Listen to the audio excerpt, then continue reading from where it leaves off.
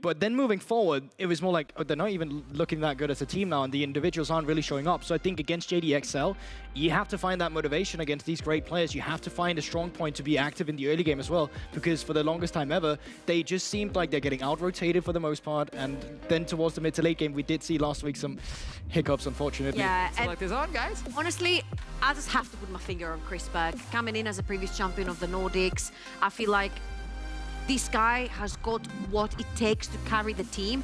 And for me, he hasn't been performing to the standards that we've held him to. And when a 16-year-old like Carlson steps in, he's like, step aside champion, I'll carry you on my back. I'm like, that's unacceptable. I think Chris Berg needs to... TF's open. There's an open TF. Corky's gone. I'm just saying. Oh! Finally, we get the Twisted Fate. Even I is cheering for this one. He knows. I was like, guys, the TF is through. Wait. But...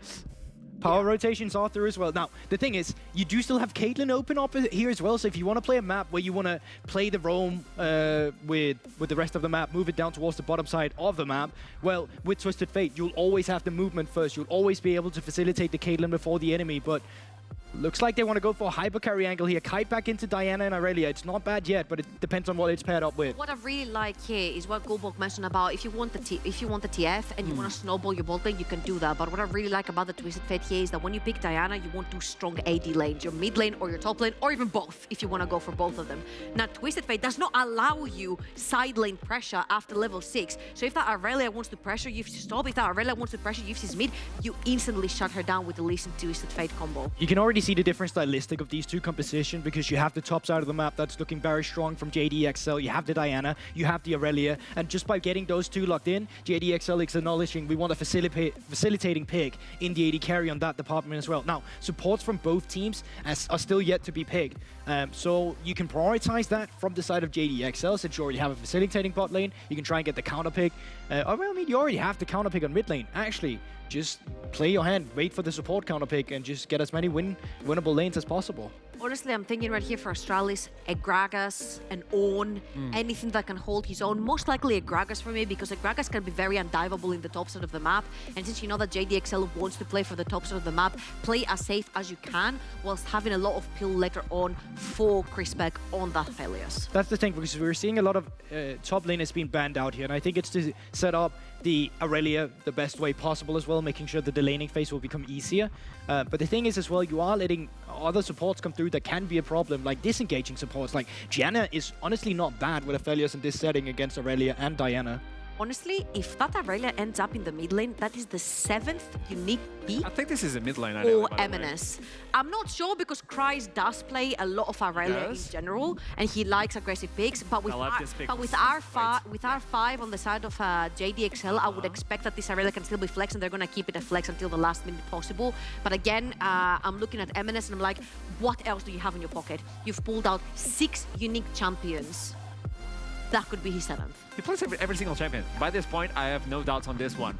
I think Torx said that as well. He's like, yeah, he just opens the map of champions and he just picks one from them, you know? There's still a few champions you can play if you want to weak side it as well, like Gangplank still. No, Gangplank's actually banned out, so that one's not up.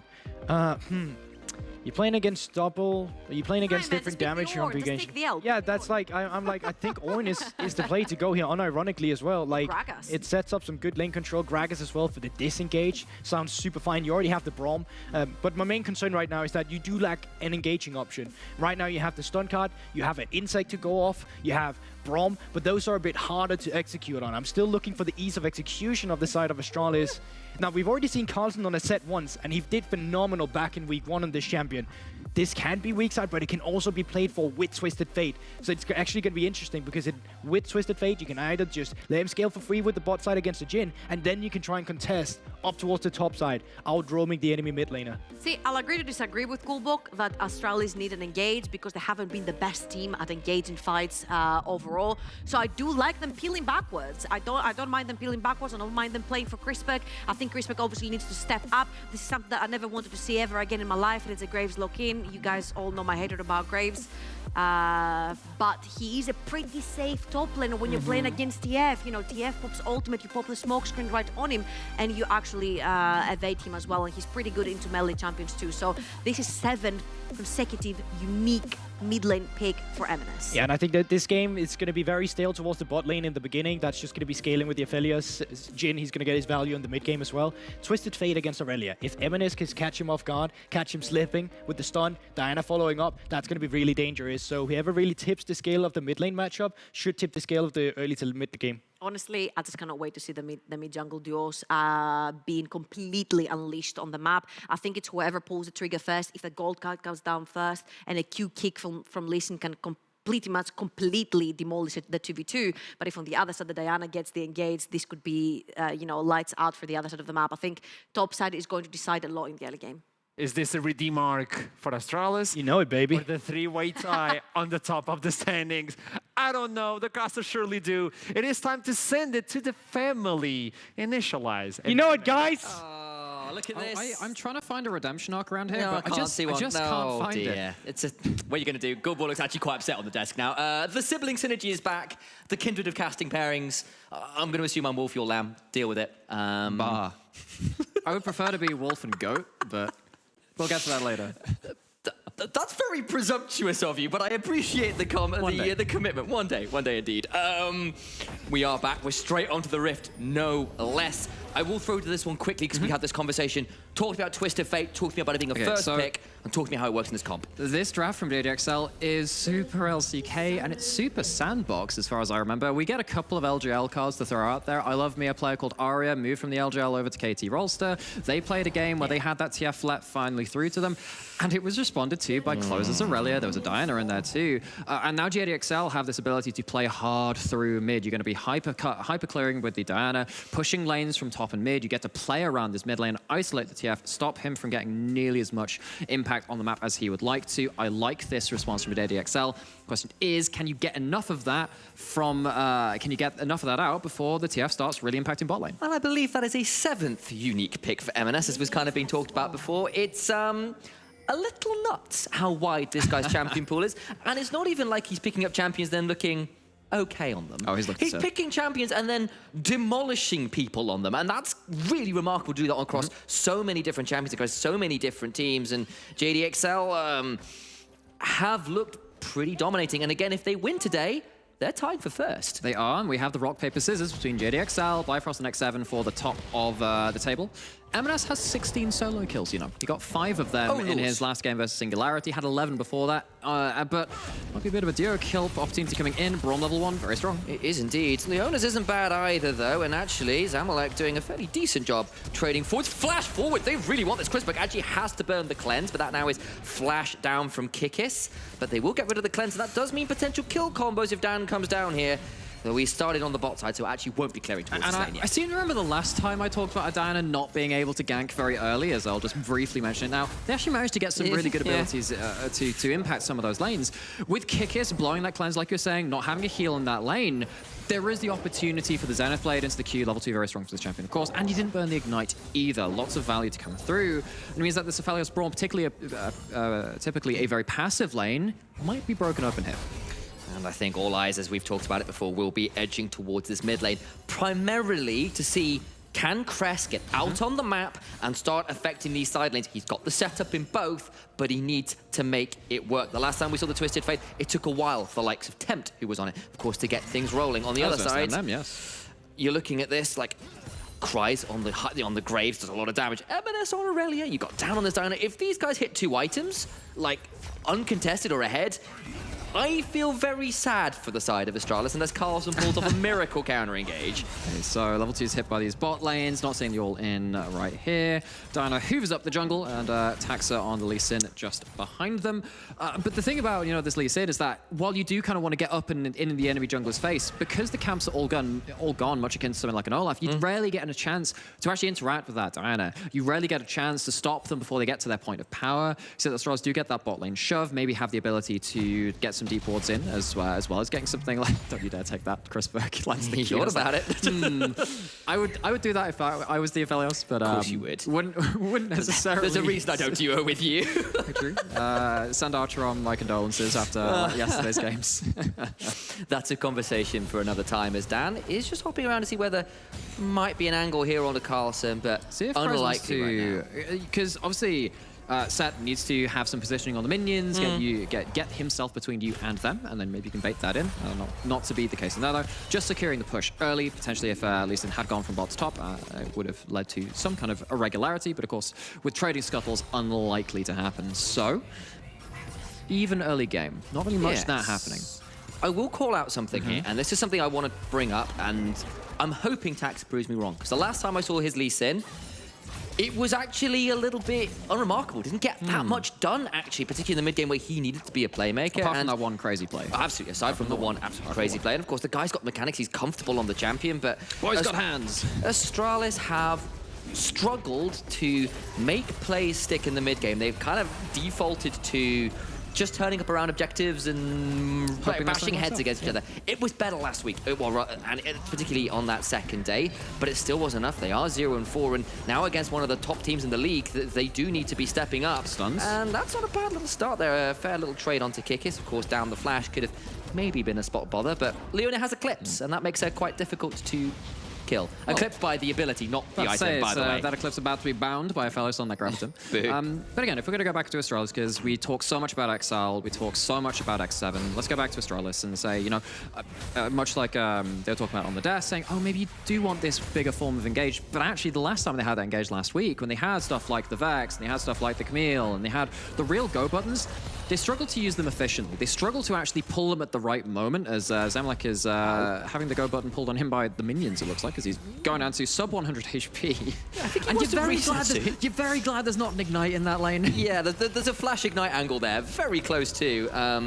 Does manage to back out now, down a little CS, but that's kind of part and parcel of being traded into a little early on. And both junglers understandably playing more towards their priority lanes as M&S and Cries definitely had the shove early on, but that's not necessarily a surprise considering the matchups. And important to note, the alarm must be rung because level 6s have been hit, and that means there is a Destiny/gate available for Crest to get out on top of the map. You see a man with a hat standing underneath the street light, like he's just standing there menacingly, flicks a gold card. God, exactly. That means that if there were to be an angle onto this dragon from JDXL, it would of course be very dangerous to do so, but M&S had already recalled, didn't have to use the teleport. Besides, this is a battle not yet to be fought. Maybe next time. Worthy attempt. Tries his luck, and in fairness, Zamalek has had one hell of a split so far. Too, if we're stopping in with so many of these players, I remember obviously when we were talking about X7, we talked about Nuts, a great bot lane, and not actually being outshone by the rest of the members on his team. Zamalek's actually in a very similar position too. M&S has been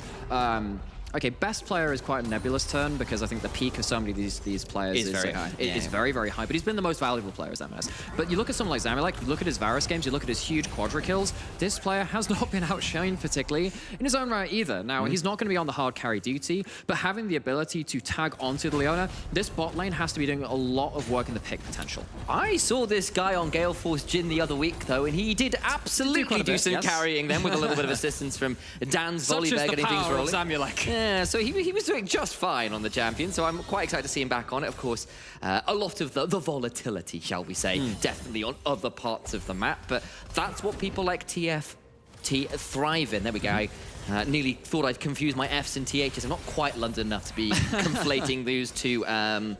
Phonics, that's the term, if I remember correctly. Are they in like audio or stereo? I mean, I was always a fan of Stereophonics. We've gone on a lot of very unusual tangents from tangents there, which is quite impressive, but par for the course for us, really. And Taxa does manage to score his blue buff. You know what isn't par for the course? Cull on Aurelia. No. Now, I would never go this on Aurelia, I have to say myself, but if you think about, because you were talking about volatility, right? And that's been the real thing which has been lacking from Astralis, which is good and bad, but they don't really have these volatile plays which are going to flip this way, flip that way, and flip the other way. If you're going to have a Cull coming into a quicker 2-item spike, quicker 1-item spike even as well, if it's going to be, if you're going to be farming up as well as M&S is, that buys you, again, an extra route into the game and a point of power where TF is looking for his first impact on the game. Zamalek does manage to get out of that river bush, and importantly, the Herald has spawned. Dan is on it. And Chrisberg hasn't really managed to get much of a shove in bot lane, so I'm not sure the standard trade of Herald for Plate's going to happen. In fact, Well, he's what slow doing, pushing. yeah, he wants to try. This could be quite an interesting play from Astralis because you can see that they're starting to slowly build this up, wait for the second wave to come in. Tax is coming down.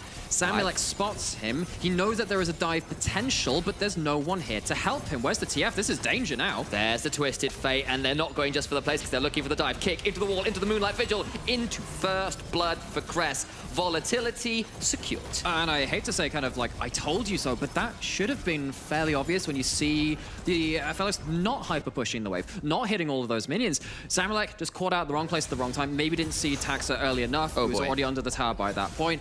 At least in the mid lane for JDXL, they respond with a lot of plates. Diana, very good at killing that with the passive. Aurelia not too shabby at it either, so some gold traded back.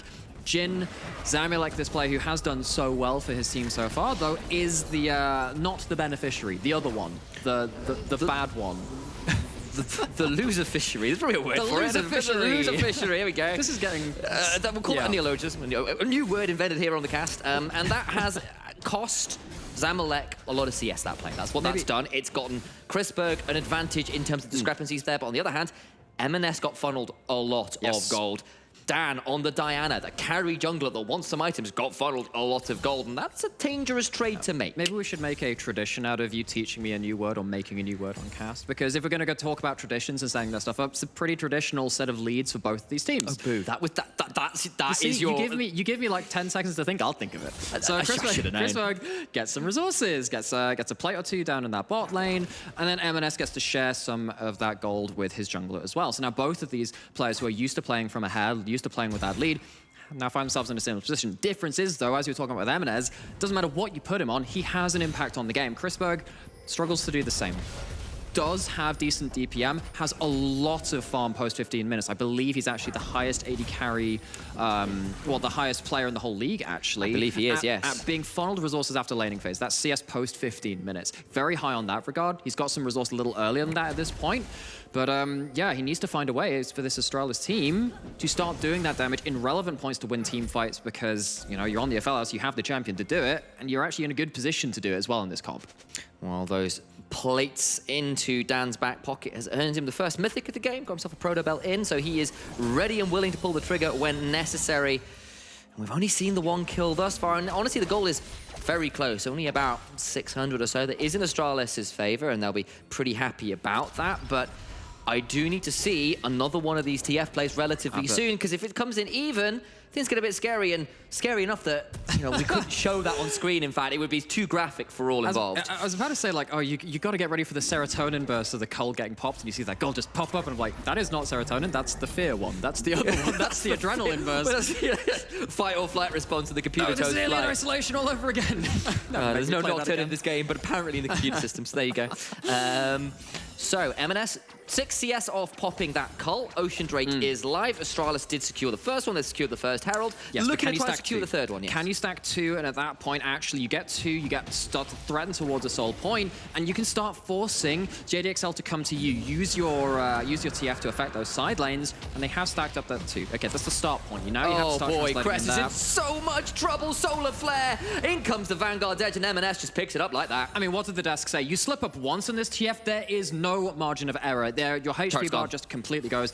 Turret is gone, and just when you think Astralis have set themselves up to smoothly slide into that mid game, have an ability to play out the map, they're just not ready for the tempo shift. Gear shifts upwards JDXL, kick it off the line. And suddenly the gold is right in JDXL's favor, and they've got the neutral objectives of Astralis. They secured the Drake, but it's a transition back when they think the play is over that Kikis and M&S were waiting. And we've heard about this in a lot of interviews as well, right? I think it was with Veneer, we were talking to Quicks. They're saying these teams in the NLC they punish mistakes so hard. Zamulek getting punished for another mistake. They're not going to lead to his life being forfeit, but it might be the turret, might be the wave as well. Picks up one with the W. But as we were saying, you know, these teams are so ready to pull the trigger when these mistakes are made. Astralis full prey to it once again in this league.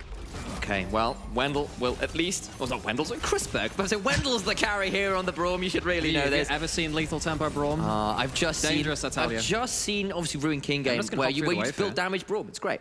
But Dan was thinking about that. He was just hanging around to see whether someone might dive too far forwards. And, of course, Diana plus Irelia is pretty dangerous. I mean, that would have been a very me kind of play. I'm like, yes, I'm going to queue through the wave into all summoners bot lane with double ults. That would have been... Look, your junglers there. You just have to missing ping them when they can't follow up off the miles you've dived forwards. My friend, my brother, I would do that if the jungler was or wasn't there, regardless of whether it's their fault or not. The number of times you've called me off Gromp when I'm like, my man, I am a long way away. Oh no, that's because Gromp's a bro. Gromp's a friend. We got way back. We went to secondary school together. No, you didn't. You can't prove that. You don't didn't have a start yearbook. playing League till after secondary school. Damn, you're right. Wow. Time really flies. Time flies. There you go. Flies. All right. Crazy. All right, JDXL still in the gold lead, still about 2,000 gold up. You've got about 3 minutes until Dragon. It is a Hex Rift. You can see it by the gates all over your map. And that does mean for some potentially even more flank angles for various teams. And Irelia turning up behind you sounds pretty awful. TF with even more mobility also sounds pretty rough. Yeah, and what I love from JDXL, it's quite simple versus TF, of course, but they're just shadowing well, right? You know that M&S is probably not going to be under any threat when he's got the Merc Treads, first item, flash, blah, blah, blah. He is safe at this point. So whenever you are pushing in the wave, you need to make sure you've synced up the waves at the right point, that you're not losing stupid farm across the map. You get to the objectives at the right point, but you're shadowing everyone from an opportunistic TF ult. He has an exhaust, he has an ignite, he's popped the ult, he's going for a fight. Zamalek has to flash over the wall, but Chrisberg still got vision into that Moonlight visual, and Chrisberg secures the kill onto Zamalek. I think his leading KDA might be being shredded a little here. 2 deaths and nothing else to his name right now. Well, it might have been rhyming. Second verse, same as the first. Put him in a bind and put Zamalek in a hearse. Goes down 0 and 2, hasn't completed their mythic, and Zamalek, as much as we've called them kind of like this secondary carry of JDXL, really struggling to get access to any resources. Chrisberg,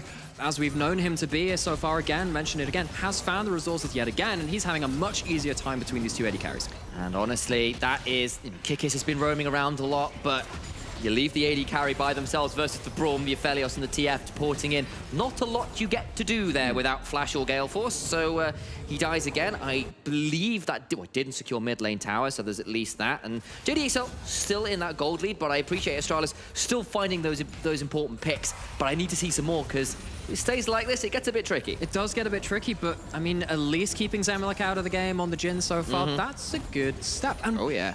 I have to say, I didn't necessarily buy into the Elite Four mentality, all of it. In the first week, maybe, as Kikis is... let's see if we're going to get ourselves a fight. We are going to, of course we are. There's the Moonfall with the Lunar Rush coming through into that Vanguard's edge. M&S dancing around with the passive stack. Taxa gets down, though, so that's one back. But remember, the stacks on Irelia still so high. The ward hop away into the collateral damage. Not quite enough. Look who's teleported in, though. It's Carlson, who's feeling a little bit worse for wear here. And I think he might be offering a gift wrap kill over to Cries, but actually he's just fast enough with the knuckle down to get out of there. And you know, they can interrupt my spiel about not necessarily believing in Elite Fours. Week 1 made it easy, blurred a little bit after that, but Astralis are very much willing to go that extra mile to put that narrative back on the table, put themselves back onto the left-hand side of the table, get themselves back into the equation, because they've been stripped out of it in the last couple of weeks. And it would just have to be with the return of Goldborg, wouldn't it? It would. Goldborg returns. It's only Astralis. Proactive in the early game. They've got themselves a second Herald. They've got themselves 2 Drakes. They've got 5 seconds until a Hex, Hex Tech Drake spawns, and they're looking to get themselves to Soul Point. JDXL are around, though. But M&S down that Vanguard's edge. Not quite as dangerous as he might be otherwise. No, but there are some stopwatches to play around. Dan doesn't have the ult either. JDXL are not firing on all cylinders, but do they have enough left in the tank? So many ultimates down. That's an exhaust off. But look at the curtains being called. Cries into the back here. It's secured. That is Soul Point. Infernum comes through, lands onto 3. TF porting, but he's into a very deep backline. M&S hops forward, out range of that concussive blow. Dan goes down before the Moonfall comes through. Kick is solo, so is Cries. It's a double for Chrisberg. It's redemption for this man. Zamalek is dead as well as Carlson gets on top of him. And Astralis just wipe the fight. What has this squad been since week 1? What has happened to them? They come back, and they come back storming into the Rift. We knew that as soon as those first 2 dragons came up, Astralis would be fighting around those objectives. Cries has the ult. Taxa is safe for now. And that was with M&S down the Vanguard's edge. Dan just got the Moonfall in, but it was just too late. Doesn't complete. And ult advantages. They come out with the they're at soul point. They come up with the kill lead. The gold is pretty much even. But I wonder whether JDXL realized that. I mean, they were fighting without so much of their arsenal, their inventory available to them. Yes, M&S kind of dealing with Cress, and you know that Aureli wants to go for these isolated plays, split up the team, get that extra HP regen, but the rest of the team just can't hold steady. They just cannot deal with the brunt of the damage, of the gold, of these levels reached at this point. Astralis rip them apart. They do, and now they're at a point where this Aphelios 3-0 and 3, Chrisberg, who was on the Aphelios last week, and overstepped so often, went too deep, too far, got punished. This time, this high resource AD carry is doing so much better, is in such a position to carry. How vindicating is that? And also for Cress as well. Cress is making big plays. Yes, they get that one pick off. You know that's the nature of this matchup, though, so you can't hold it too much against them. But Cress, Chrisberg, Carlson kind of continuing his own form. He's been the real standout in the dark weeks for Astralis. But, you know, JDXL, one of these kind of crazy strong teams, the top two that we saw coming into this split, we expected to be so strong. Astralis are not looking cowed at all by them. No, they are not. Now they're looking to secure a third tower for themselves. Cress is here with Taxa to support. And again, a much better game from the jungler of Astralis. Looking to be involved, doing significantly more work on this champion. M&S, though, up a lot of CS, gets another tower to their name. They really are not far off that second item, and when the Immortal Shield Bow is through, it gets a lot scarier. And they're going to try and find the angle in mid lane. Chrisberg is going to get behind Wendell. Crest teleports in with the Destiny Gate as well. Kick is so low and goes down. He might be too deep. Kreis is here. Has to burn the collateral damage to get outside of the Glacial Fissure. And they do get the kill and get out. Overdrive from JDXL. Okay, but there's the Ghost pop. They're going for gold cards. Can they get a follow-up? There comes the Everfrost. And that's M&S actually teleporting in, thinking they might chase too deep, and that's a teleport down as well. Okay, maybe I got a bit hyped with that, but whenever I see a TF with Ghost, I'm like, oh heck, he's going to be running down for a second gold card now, isn't he? Doesn't end up landing, doesn't end up sticking around long enough for that to come back off of cooldown, but once again, Astralis taking the fight that's given to them this time. This is, of course, they've been making a lot of their own plays, so credit to them for that. It's something we've criticized them for in the past. Only right to call it out when we see it.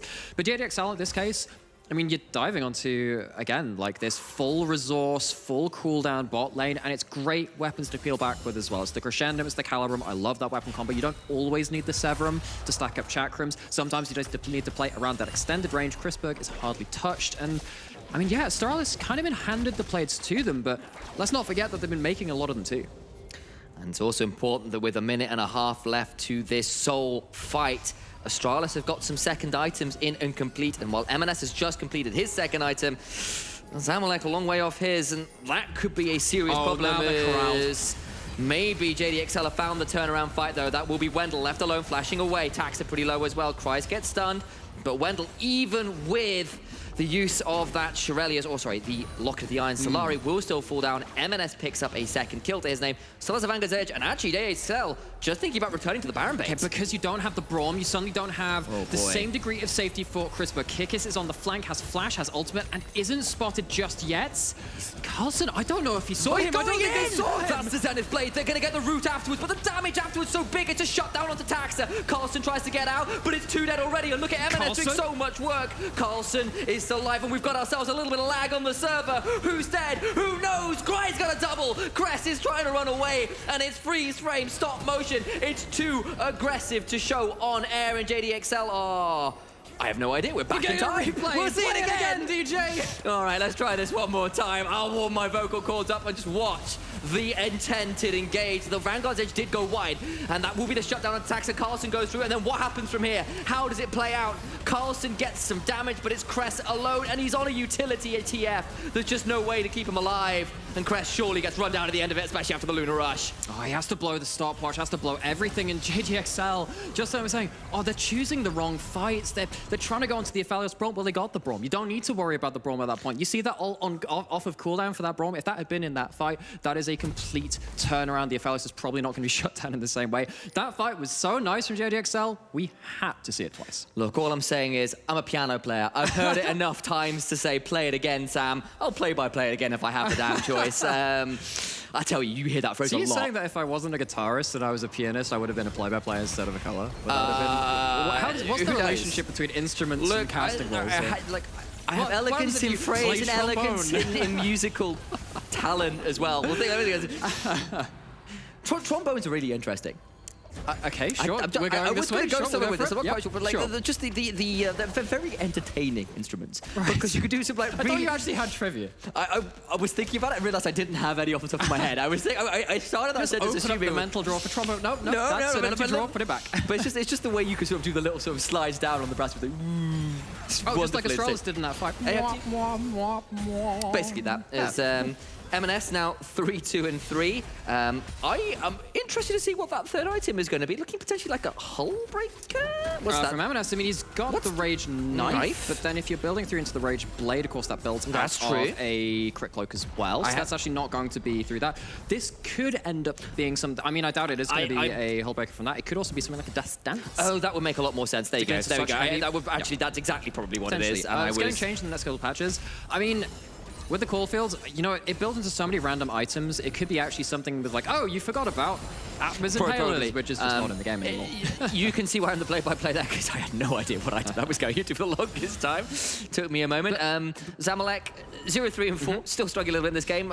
Chrisberg, 3-4-1 and 4, still pretty strong, but honestly, Astralis still in this game, still proactive, but it's another one of those mid-game moments where it got a little bit dicey. JDXL stopped the soul after the end of that fight. They didn't get the Baron, though, so Astralis still in an okay position, but they can't allow another one of those fights to happen. One of the problems is, even if you do get something like a Baron from Astralis, if you end up trading that for another Dragon or something, like, the problem with this kind of comp is that you can always get engaged on if you're grouping up to Siege. The Leona, the everything flying in from the sides. It's very dangerous to group up with Astralis if you don't have full vision, and if you're pushing too hard, that can get very dangerous. So watch for the objective trades, because I feel like Dragon for Baron favors JDXL in some ways in regards to the team comps and how it might play out after that objective is taken. Just look at the vision control. So many control wards. And again, basically, Astralis need to play with vision. They cannot allow to get flanked behind the Braum shield. And all the while, M&S is in that side lane. He is just a complete... I don't think there's anybody who wants to duel him in a side lane right now. He is so strong. He kicks over the back. There's a teleport into the Destiny Gate. The curtains are called. We've made this reference before, but I think this might be the last act, possibly. Over the wall go Wendell and Carlson. The collateral damage doesn't quite secure Tax, who's still alive, and the fight continues. Look at Chrisberg. Severum, Crescendum, and so many chakrams secure the double. M&S into the backline. So tanky. That's the explosion onto the Aphelios, and this is the problem. If you don't keep your Aphelios alive, the damage afterwards is so damn high. It looks like a 2-for-2, or 3-for-3 rather in the end, but the HP bars very much in JDXL's favor. An absolute bloodbath. Yes, you do have the Death Dance completed for M&S before he comes into that. I think he did before the teleport. Actually, don't quote me on that, but what was the really important thing? M&S doesn't land the ult. It is a clump, but it somehow goes wide with a number of flashes and mobility spells used. We see, not for the first time this game, JDXL finding a way to corral the entirety of Astralis into this kind of choke. Try and find a way to get their multi-man AoE brawlers into the thick of things and close that distance. This time it's not quite clean enough. They didn't quite kill Chrisberg fast enough, and he managed to get 2 kills before going down, but after that, you've then got a rampaging Graves and Aurelia to deal with, and no damage to finish them off. Well, I mean, credit to Carlson, actually. Carlson's been playing Disruption fairly well in these fights so far, because Chrisberg has teeth, but you can still give a good sucker punch to knock him out. Carlson is someone that wants to get in there and just buy that extra time, but if you... The thing is, once you go in as that set, if you end up taking a brunt of that damage, you press that W, you cannot be stood on that side of the fight. That is potentially 2 or 3 people left limping after that point. So I'm really looking once again for the next couple of fights onwards for Carlson to be that bulwark to buy the Aphelios that space he needs. Okay, and once again, we have to turn up to that top left-hand corner of your screen. I was going to turn down for what, but sure. Okay. We've got a soul fight coming up, and I think some HP bars might be getting low as we're all dancing in the club. I mean, the river, and yes, I made an Apple Bottom Jeans reference, and I'm not apologizing. You're so good at this. I knew I kept you around for a reason. That's a bad reason to keep me around, but considering how poor my puns are as M&S. So threatening foshes the flash away. Chrisberg down that summoner spell, and these ends of the line beginning to sting. Has to Gale Force out of the Solar Flare. Curtains are called. Wendell puts up the door, and that will prevent too much damage coming through. TF ults. TFO's ulting now. Dragon live in 10 seconds and some big ultimates down. bot laners from Zamalek and JDXL down their ultimates, but Chrisberg down the flash, down the cleanse. Could be a target still. Watch MNS over the back, he lands a Vanguard's edge. It's all gonna be in trouble! He gets to the backside, so much damage come through! Kreis is there! And of course it was MNS who starts it all up. But look at Chrisberg, he's trying to get more, but he's just fallen down. Crest flashing away, will not survive Zamalek aside from a stopwatch, but it's just not gonna be enough. It's a triple for Kreis. They'll pick up the Dragon and the rest of the team will move over to Baron. An ace for JDXL. How many times do we have to say it? Mistakes are punished in the NLC, and mistakes were made. All it takes is one lapse of vision. Yet again, it's not the Leona this time, it's MNS. It's the Aurelia who's managed to find their way into the backline every goddamn fight. Dragon goes down to JDXL, they stop the Soul once more, they break open this Baron, they're gonna break open the map with it. And you might burn everything to kill MNS, to kill Dan, but the problem is hard to kill. You're now looking at the Graves as well, at 3 items, who even if you burned everything, they've done enough damage, and they get to murder who remains. We'll see it in the replay. MNS finds the perfect angle. And again, Astralis understand they want to claim that territory, but I mean, Carlson walks up, the Vanguard's head pops on them. Doesn't matter that the initial mark is not on Chrisberg, but credit to Astralis' talent. I mean, you see them very quickly react with the Brawl Mold, very quickly react with the shield, try and buy a second, 2 seconds, buy enough time for the ult, and the ult does go off, but it's not enough at that point. Zamalek, though he's been struggling for so much of this game, is the AD carry left alive at the end of it, and that's what counts. It is, and Chrisberg has finally got himself a hold of a stopwatch because this is a hard game to stay alive. If you don't catch everybody in your disengage, if someone gets to follow up, it is very, very hard to stay alive. In this one is MNS might be in trouble here, though. That's a 4-man gank. He gets Showstopper, trying to stay alive best he can. There's a lot of damage. Stopwatch buys time, trying to wait out the Showstopper, the Haymaker, and he does fall down. But because 4 members went to take out the Aurelia, the inhibitor in mid lane does fall. So, okay, they find one piece of this machine of JDXL crawling through their base, and they break it apart. Okay, that's one thing down. It gets them some gold on the table. And maybe you think, actually, if they had gone to respond to that 4-man unit, maybe everything starts falling apart as the House of Cards falls down. MNS, very important for that side lane pressure, isn't probably going to be too dismayed by that death, buys a lot of time with it. Maybe the stopwatch was a bit of an investment too far, but as you said, objective taken for JDXL, they return to the map. Long time now until objectives come up, and Astralis, it's another mid game. It's another late game where some of these plays go wrong. So much. This is night and day compared to the last weeks. And in fairness, it's absolutely true. It looks better again. They got to Soul Point, but the problem is, I feel like they didn't get quite enough early. And actually, the fact that JDXL still had a bit of a gold lead, still managed to get some dangerous items onto a Graves, who is now 4 items, by the way, and Aurelia, who is 3 items and still terrifying at the back end. And yes, Zamalek was pushed behind, but look at the rest of the map. And they can still win this game. They can still pull it out, but they are now down 8,000 gold. And it's looking pretty hard to do. You're right to mention that, in fairness, of course you are. I mean, it is worth mentioning, of course, this is a much better look from Astralis than we've seen since week 1, but they didn't accelerate the map with the TF. They actually had to play very defensively. JDXL's kind of LCK answer to it, working out fine, as Taxa trying to get in, and TF entering the fight. Crisis here, they get the kickback onto down, but of course he's got a Zhonya's, and look how much damage goes on to that Lee Sin. Oh, here's MNS. And it's straight into a Moonfall. Yes, it's some damage back from Chrisberg, but he's in the middle of everybody. He just goes straight down to a Gale Force coming through, and the wind knocks him straight over. There is no more weapon of the faithful. He falls down, and Gulborg somewhere out there in the green room, it must be in despair. It's another ace for 1, and JDXL, with the Baron remaining, can just shove down and get at least another inhibitor. In fact, they're just looking to end it. They gave us some hope. They gave us something to try and follow through, pick up that thread, follow it through to some kind of victory. It's snipped off, no Gwen involved. JDXL taking the win. And Chrisberg, from such a good early game to so much damage, but they just couldn't keep the Aphelios alive. And JDXL tie for first. 3-way tie, baby. Reach for the sky, throw those weapons down. Got to throw out a whole backpack of weapons flying out for the Aphelios, who tried their best. You know, in fairness, again, really have to stress, while this is another loss for Astralis on the back of so many, I think they have to take credit where it is. This is a difficult team to beat, a very difficult team to beat. In fact, it's one of the top 3 teams who are all tied together in a rock, paper, scissors. And, you know, I don't want to take it away, because, of course, Astralis going to be so frustrated. It's another loss in a row. But again, you can see the improvement. It just hasn't translated to wins yet. And let's We've got another tie for first. We've got to throw to a break. We'll be back soon.